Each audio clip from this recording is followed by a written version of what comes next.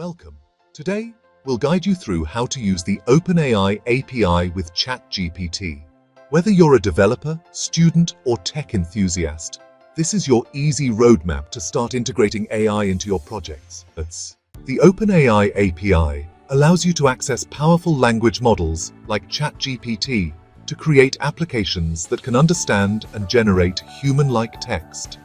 You can use it for chatbots, writing assistants, and much more. The first step is to create an OpenAI account. Head to the OpenAI website, sign up, and you'll be able to access their platform and generate an API key, your gateway to accessing the API services. Now that you have your API key, you'll use it to send requests to OpenAI. Every time you send a request, the model will generate a response based on the input you provide, like answering a question or creating text for your app.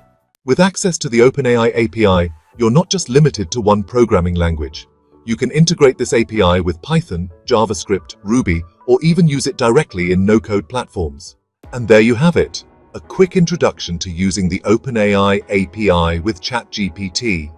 Dive deeper, explore the documentation, and start creating amazing AI-powered solutions today. Thanks for watching.